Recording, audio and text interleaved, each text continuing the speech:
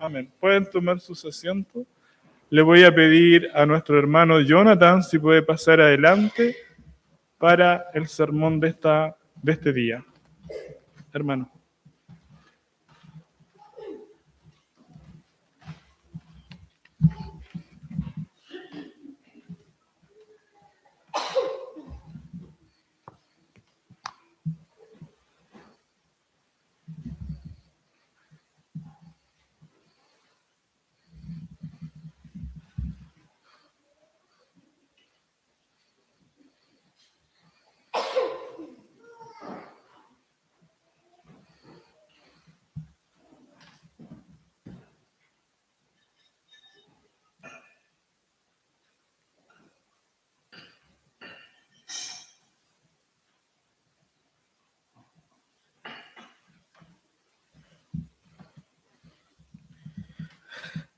Amén. Les saludo, hermanos, a todos aquellos que aún no he saludado. Nuevamente tengo el privilegio de poder compartir la palabra del Señor, así que pidamos que el Señor tenga misericordia. Como quizás se pudieron dar cuenta por el boletín, hoy día vamos a examinar Juan capítulo 3, versículos del 1 al 15.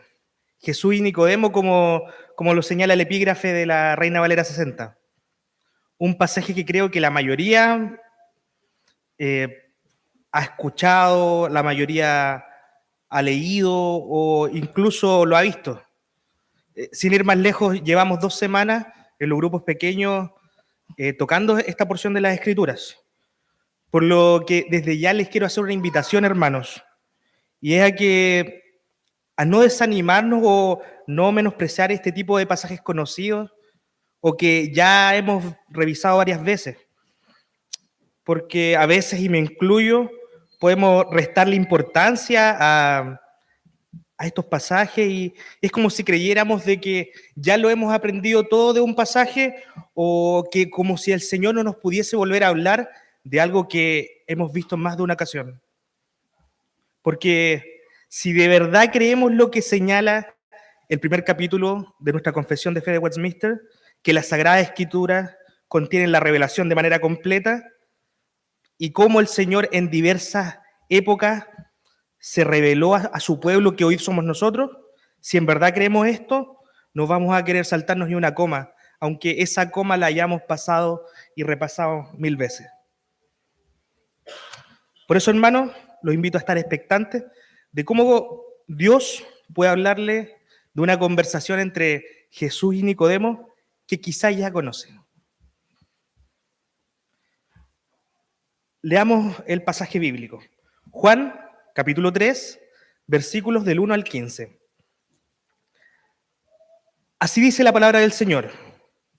Había un hombre de los fariseos que se llamaba Nicodemo, un principal entre los judíos. Este vino a Jesús de noche y le dijo: Rabí, sabemos que has venido de Dios como maestro, porque nadie puede hacer estas señales que tú haces, si no está Dios con él.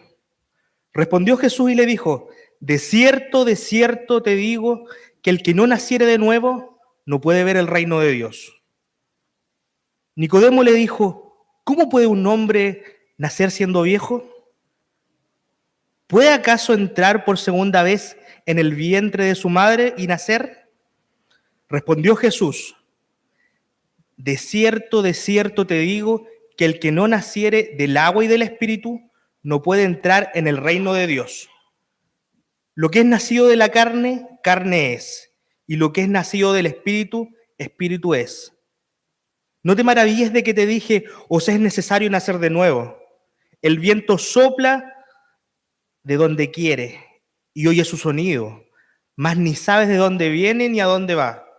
Así es todo aquel que es nacido del Espíritu. Respondió Nicodemo y le dijo: ¿cómo puede hacerse esto?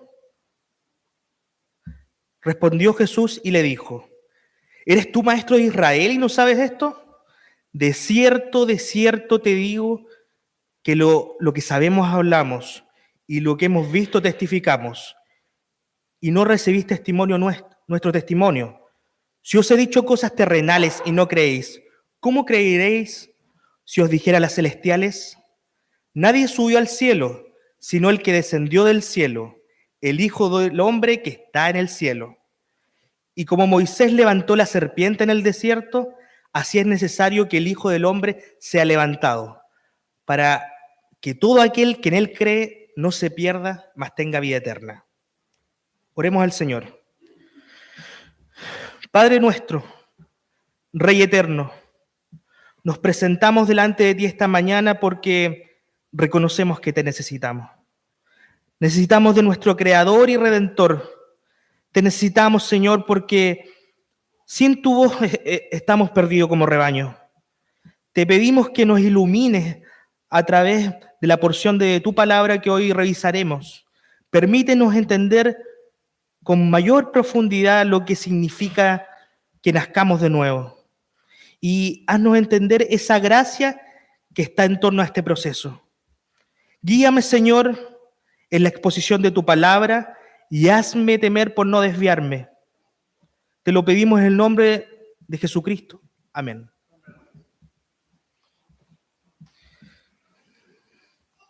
Siempre que me corresponde predicar, intento hacer un contexto, pero este lo voy a hacer bien breve porque estamos estudiando el libro de Juan y sabemos a dónde vamos. Pero quiero hacer al menos, que si se olvidó en qué estábamos la semana pasada, partamos recordando de que estamos en el libro de Juan, pero estamos en la sección donde Jesús empieza a hacer señales milagrosas y que a la vez estas señales traen controversia. Jesús se empieza a revelar en círculos cada vez más grandes.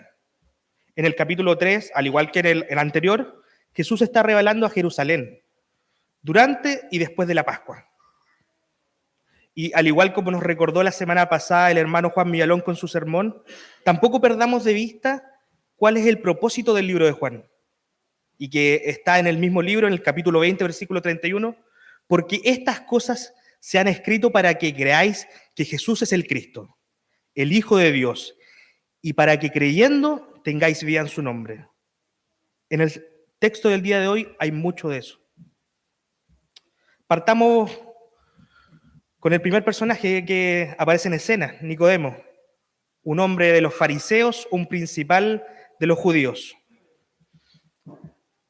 De los judíos podemos decir que aun cuando interpretaban correctamente varios puntos doctrinales como la responsabilidad moral, el decreto divino, la recompensa y el castigo de la vida futura, sin embargo, poseían un error. Hacían de la religión algo externo. Con mucha frecuencia se conformaban con el cumplimiento externo de la ley como si este fuera el propósito de la ley.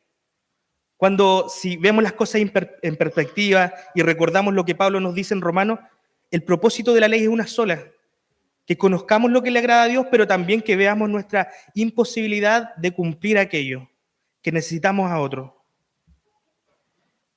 El hecho que se conformaran con un cumplimiento externo de la ley explica mucho ese esfuerzo por demostrarse como superiores morales, como santos, y también nos hace sentido las muchas veces que el mismo Señor los confrontó con esta religiosidad externa.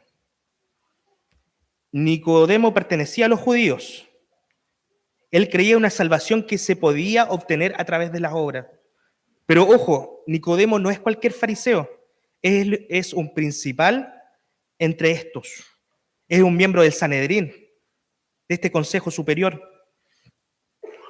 En palabras simples, el trabajo de Nicodemo constaba de 3 cosas: estudiar, interpretar y enseñar la ley. Era un maestro o un rabí.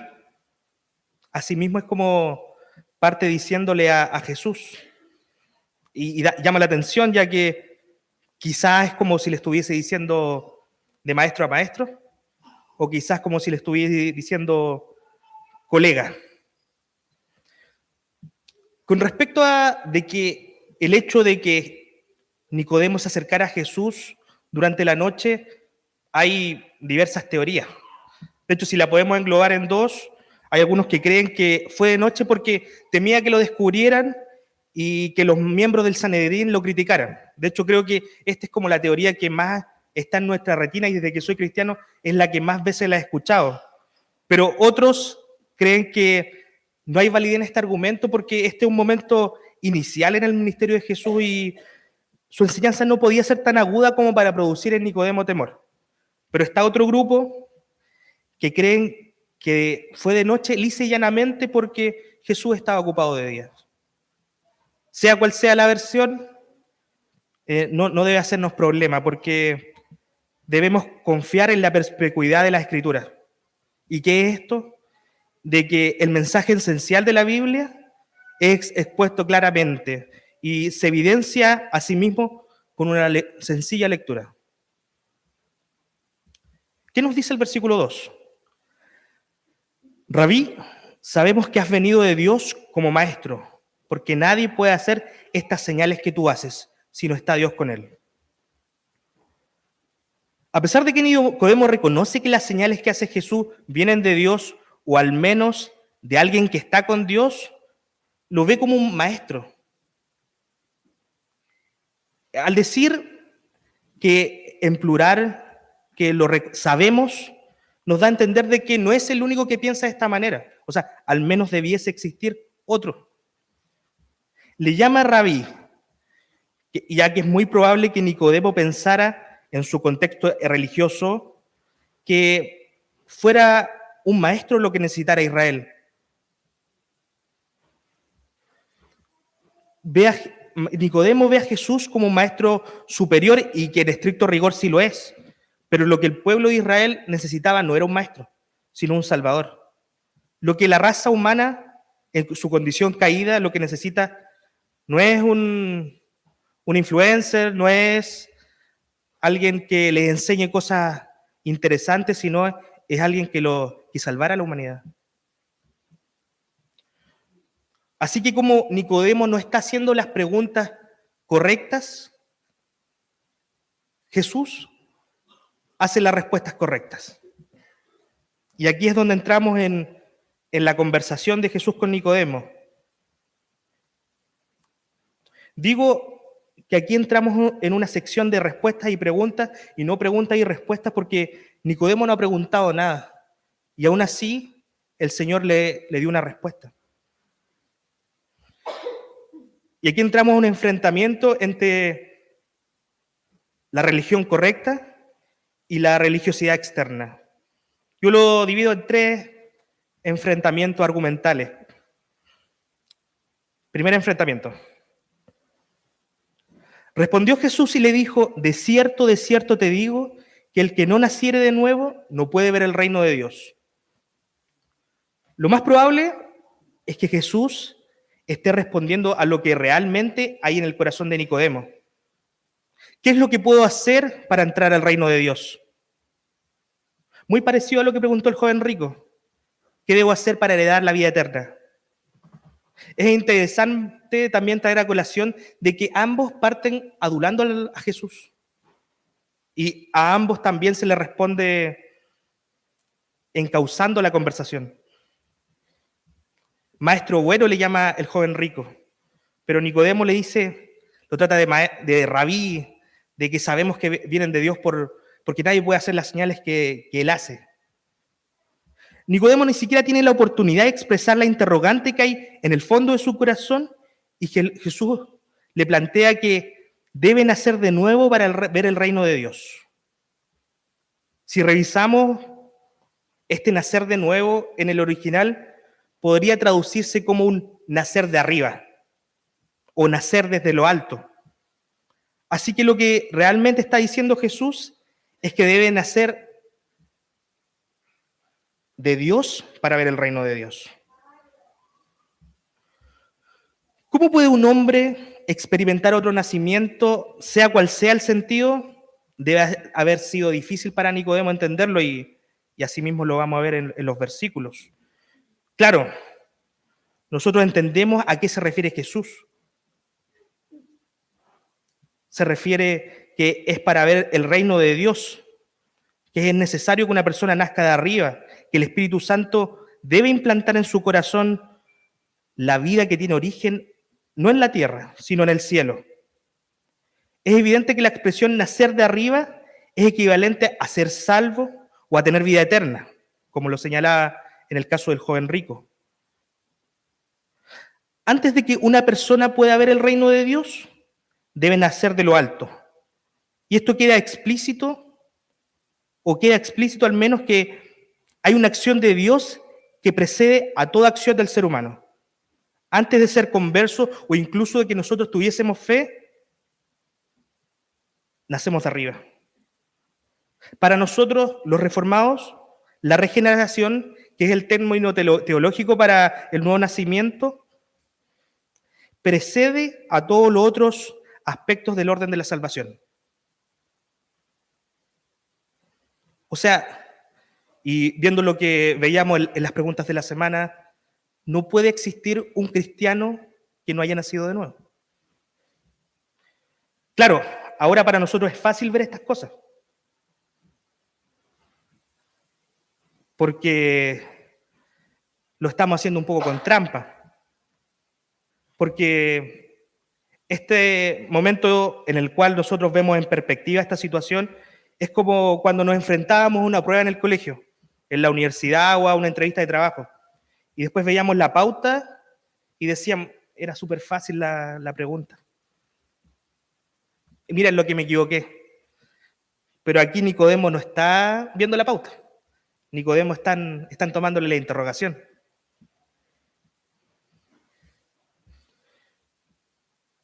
En el versículo 4 queda explícito que Nicodemo no entiende lo que está pasando o no entiende lo que le están diciendo. De hecho, Nicodemo le dijo, ¿cómo un hombre puede nacer siendo viejo?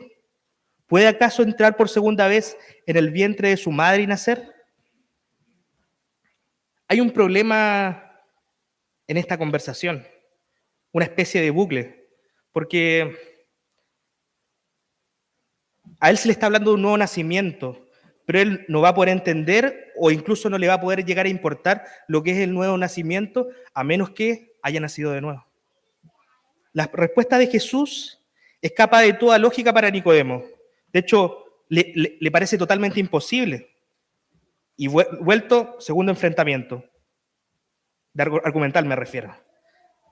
Versículo 5. Respondió Jesús, de cierto te digo que el que no naciere de agua y del Espíritu no puede entrar al reino de Dios. Algo que me salté en la respuesta anterior de Jesús es, en ambos dice, de cierto te digo. Y de hecho, esta misma expresión se repite 3 veces en esta conversación. Y esto se refiere a que lo que se va a decir a continuación es muy importante que pase. Existen similitudes entre la respuesta del versículo 3 con la del versículo 5, pero ahora cambia el nacer de arriba o el nacer de nuevo por nacer del agua y del Espíritu. Si miramos hacia atrás, varias semanas, cuando estábamos estudiando Juan capítulo 1, se nos hablaba del agua y del Espíritu, cuando hablábamos del testimonio de Juan el Bautista, en donde el agua y el Espíritu aparecían juntos relacionados en el bautismo. Es verdad, nadie puede negarlo, el bautismo tiene una gran importancia como señal visible y como sello, pero la señal siempre tiene que ir acompañada de la cosa significada. Y esta es la obra purificadora del Espíritu Santo. Esta obra purificadora es lo indispensable para la salvación. Y podemos afirmarlo revisando los 2 siguientes versículos, el 6 y el 7. Lo que es nacido de la carne, carne es. Y lo que es nacido del Espíritu, Espíritu es. No te maravilles de que te dije, os es necesario nacer de nuevo. Vemos como por un lado se deja de lado el agua y la conversación se centra en el nacer del Espíritu, denotando que es el único indispensable. Claro, no debemos olvidar que esta obra purificadora va a ser completada cuando estemos en la eternidad con el Señor. Pero aquí lo que está apuntando este versículo es a ese momento inicial de la regeneración en donde se nos implanta vida nueva en nuestros corazones moribundos y pecadores. La naturaleza humana caída produce naturaleza humana caída. O sea, lo único que puede hacer un muerto es seguir estando muerto. La otra vez conversaba con alguien esto mismo y me decía, lo único que puede hacer un muerto es pudrirse, pero ni siquiera lo puede hacer solo, porque necesita de bacterias, necesita de los gusanos. O sea, un muerto no puede hacer nada, y así es como nos encontrábamos como humanidad. Job, en el capítulo 14, nos recuerda, ¿quién puede sacar lo limpio de lo inmundo? Nadie. Hoy día en la lectura que leía el hermano Celso en Salmo 51, ese salmo que escribe David de arrepentimiento, en el versículo 5 dice, he aquí en maldad he sido formado, y en pecado me concibió mi madre. Pablo nos recuerda, citando los salmos, por cuanto todos pecaron y están destituidos de la gloria de Dios. El Espíritu Santo es el autor de la naturaleza santificada, porque es Dios mismo obrando en nuestros corazones. Me imagino cómo le está volando la cabeza a Nicodemo. Porque mientras Jesús está diciendo estas cosas, recordemos que él está acostumbrado a una idea de salvación mediante las obras de la ley. Es decir, que por acción del hombre, él puede ser salvado si cumple ciertos preceptos. Pero Jesús está diciendo que la salvación es un don de Dios.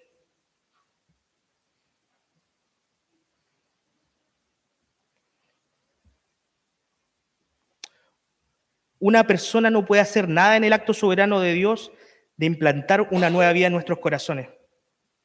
Esto va a ser un poco de spoiler, pero cuando lleguemos a Juan capítulo 11, Lázaro está muerto y Jesús le dice, Lázaro, ven fuera. Nadie podría llegar a imaginarse, no, Señor, hoy día no. Jesús dice, Lázaro, ven fuera, y no tiene otra opción Lázaro que salir fuera. Asimismo es lo que el Espíritu Santo hace en nuestros corazones. No depende de nosotros, depende del Señor únicamente, y nosotros no podemos hacer nada contra eso. Gloria al Señor porque no podemos hacer nada. Cuando leemos en el versículo 7, si mal no me equivoco, es necesario nacer de nuevo, debemos tener cuidado porque nos podríamos desviar e interpretar por hagan todo lo posible por nacer de nuevo. Pero el contexto quiere decir algo más, como algo tiene que suceder. El Espíritu Santo debe poner en nuestro corazón la vida de lo alto, pero un muerto no puede hacer nada. Este acto soberano y misterioso que hace el Espíritu Santo se nos grafica a través de la ilustración del versículo 8. El viento sopla de donde quiere y oye su sonido, mas ni sabes de dónde viene ni a dónde va. Así es todo aquel que es nacido del Espíritu. El viento actúa como le place, nadie puede controlarlo. Así mismo actúa el Espíritu Santo. ¿Cuántas veces nos ha pasado de que meteorólogos nos dicen que tal cosa va a pasar y el viento cambia y a pesar de todas sus estadísticas, todos sus datos, no pueden controlar el viento? Asimismo nos está diciendo el Señor que es la obra del Espíritu Santo. No quiero ser reiterativo, pero lo estoy siendo. Pero imagínense lo que está significando todo esto para Nicodemo. Desde su crianza, a él se le había hecho creer que debía y podía salvarse mediante la perfecta obediencia de la ley, pero además de una gran cantidad de preceptos hechas por hombres. Entonces, la respuesta del versículo 9 es la misma que la anterior. Respondió Nicodemo y le dijo, ¿cómo puede ser esto? ¿Cómo puede? Tercer enfrentamiento, y aquí nos acercamos al knockout. Cuando leemos en el versículo 10 que Jesús dice, tú eres maestro de Israel, y sin embargo con todos no sabes esto, si nos apoyamos de la gramática y del texto en griego, podríamos parafrasearlo un poco y decirle, ¿y tú, el tan conocido e importante maestro del favorecido pueblo de Israel, quieres decir que tú eres ignorante en cuanto a estos asuntos? Nicodemo no era cualquier maestro, recordémoslo, sino que él es el gran Nicodemo. O sea, si alguien podría representar a los maestros de Israel, este era el maestro, pero el maestro no entiende. Con las preguntas que Jesús le había hecho a Nicodemo, se deja en evidencia que él no estaba preparado para aceptar las enseñanzas de Jesús respecto a la regeneración. Nicodemo no era el único que dudaba de estas doctrinas, sino Jesús les dice el vosotros.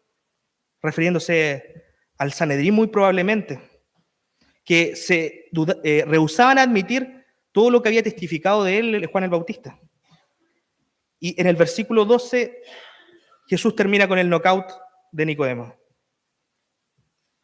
Si os he dicho cosas terrenales y no creéis, ¿cómo creeréis si os dijere las celestiales? Si bien, ya lo hemos dicho, la regeneración es una obra del Espíritu, es algo celestial, pero que ocurre aquí en la tierra. O sea, sucede dentro de la esfera de lo que puede experimentar el ser humano. Si estas cosas increíbles que suceden en la tierra no son comprendidas por Nicodemo, ¿qué sentido tendría explicarle aquellas cosas que suceden fuera de la tierra? Aquellas cosas majestuosas y trascendentes. Esto debió haber sido un llamado de atención para Nicodemo. Y como dice el dicho popular, el silencio otorga. El maestro más importante de Israel guarda silencio por primera vez en la conversación. Lo más probable habrá preguntado, ¿cómo puede ser esto posible? Recordemos cuál era el trabajo de Nicodemo: estudiar, interpretar y enseñar las Escrituras. De hecho, era destacado en esto, era uno de los principales. Pero el Señor de esas mismas Escrituras que estudiaba, interpretaba y enseñaba, era como si le estuviese diciendo: Nicodemo, tu trabajo no es bueno. No estás ni como para estudiante porque ni lo básico entiendes. ¿Cómo te voy a explicar lo avanzado? Toda tu religiosidad externa es errónea.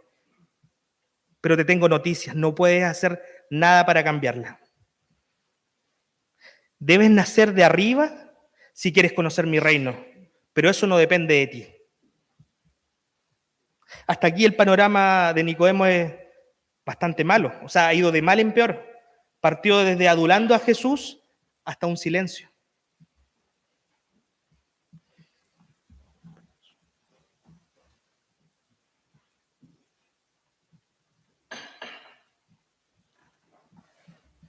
Es como si Jesús le estuviese diciendo a Nicodemo: tú estás en una condición total de depravación, pero no puedes hacer nada para cambiarla. Hermanos,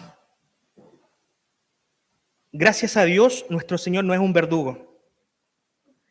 El Señor destruye lo que somos, destruye nuestras falsas religiosidades, es verdad, pero únicamente para que nos convirtamos en aquello para lo que fuimos creados. Su mensaje de juicio nunca va a ir separado de la graciosa esperanza. Y por graciosa me refiero a esa esperanza repleta de gracia. Y a continuación, los últimos 3 versículos, que para mí son los más hermosos del pasaje, porque traen esperanza para la vida de Nicodemo. Pero son hermosos porque están sobre la base de los 12 anteriores. Cuando llegué a estos últimos 3 versículos, me di cuenta que Jesús no tan solo estaba conversando con Nicodemo, Jesús le estaba presentando el Evangelio. Pero como dice un pastor amigo, antes de las buenas nuevas hay que contar las malas antiguas. Lo que había hecho Jesús con Nicodemo era desnudar su corazón para dejar en evidencia que lo necesitaba, pero también que era incapaz de cambiar esta situación. Leamos los últimos 3 versículos del texto. Nadie subió al cielo, sino el que descendió del cielo, el Hijo del Hombre, que está en el cielo. Y como Moisés levantó la serpiente en el desierto, así es necesario que el Hijo del Hombre sea levantado, para todo aquel que en él cree no se pierda, mas tenga vida eterna. Para entender las cosas celestiales hay que subir al cielo, pero nadie ha hecho esto, a excepción del Hijo del Hombre, que descendió del cielo. ¿Y para qué descendió del cielo? Para llevar la maldición y librarnos como humanidad. El corazón de este plan de redención que está presentando en estos versículos Jesús nos apuntan hacia nuestra lectura alternada, Números capítulo 21. Yo voy a leer los últimos 5 versículos que leímos en la lectura alternada, pero esta vez en otra versión un poco más dinámica y no tan literal como la Reina Valera. Números capítulo 21, versículos del 4 al 9. Así dice la palabra del Señor. Luego el pueblo de Israel salió del monte Hor y tomó camino hacia el Mar Rojo para bordear la tierra de Edom. Pero el pueblo se impacientó con tan larga jornada y comenzó a hablar contra Dios y Moisés. ¿Por qué nos sacaron de Egipto para morir aquí en el desierto? Se quejaron. Aquí no hay nada para comer ni agua para beber. Además detestamos este horrible maná. Entonces el Señor envió serpientes venenosas entre el pueblo y muchos fueron mordidos y murieron. Así que el pueblo acudió a Moisés y clamó: hemos pecado al hablar contra el Señor y contra ti. Pide al Señor que quite las serpientes. Así pues, Moisés oró al pueblo. Entonces el Señor le dijo a Moisés: haz la figura de una serpiente venenosa y átala a un poste. Todos los que sean mordidos vivirán tan solo con mirar la serpiente. Así que Moisés hizo una serpiente de bronce y la ató a un poste. Entonces los que eran mordidos por una serpiente miraban la serpiente de bronce y sanaban. Como solía ocurrir, el pueblo de Israel está rebelándose contra su Creador. ¿Por qué nos sacaron de Egipto para morir aquí en el desierto? Como si le estuviese diciendo: estábamos mejor siendo esclavos. Aquí no hay nada para beber ni para comer. Y este maná, ese maná que representaba la provisión de Dios y la dependencia de Él, nos tiene chatos.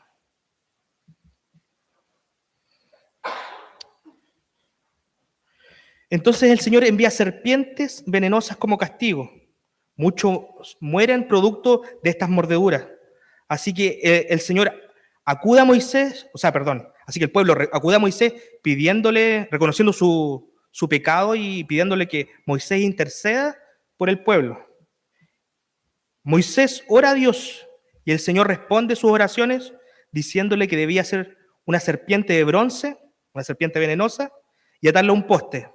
Y así cuando alguien fuera mordido, que mirara a la serpiente y éste iba a ser sanado. Es interesante que el Señor ocupe una serpiente, y no me refiero tan solo por lo que está aconteciendo en Números 21.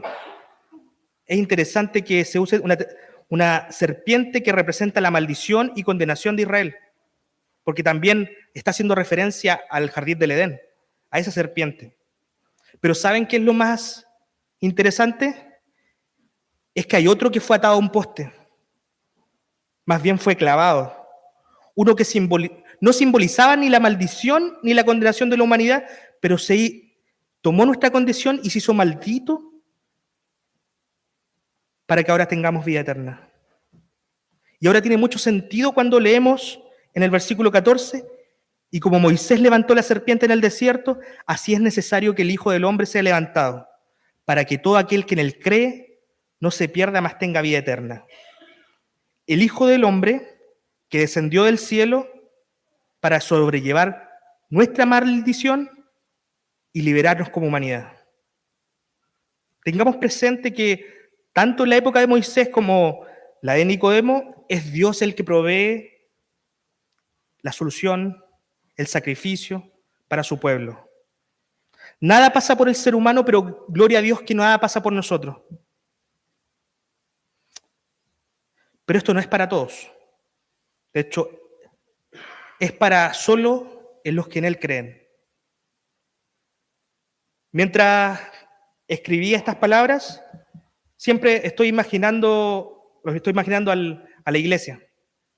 Estoy imaginando sus caras.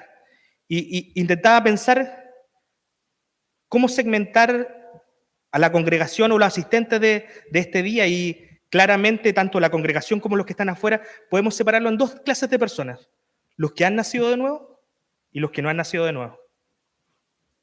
Y quiero dirigirme primero a aquellos que ya han nacido de nuevo, pero aquellos nacidos de nuevo que quizás hoy o en este tiempo las serpientes los están mordiendo.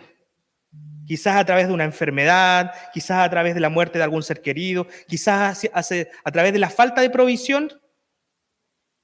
las serpientes te están mordiendo, incluso has dicho, estaba mejor en Egipto, estaba mejor cuando no conocía al Señor. Si ese es tu caso, te pido que mires la cruz y creas en Él. Arrepiéntete, porque eso es lo mismo primero que hizo el pueblo. Arrepiéntete, mira la cruz y cree.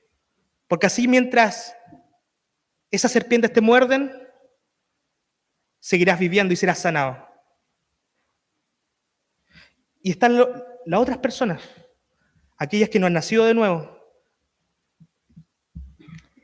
No puedo saber por qué son los motivos de que no han nacido de nuevo, pero sí te puedo decir que le pidas misericordia al Señor. Y al igual que el que nació de nuevo, mires la cruz y creas en Él. Primera Iglesia, debemos mirar la cruz y creer en Él. El Señor les bendiga.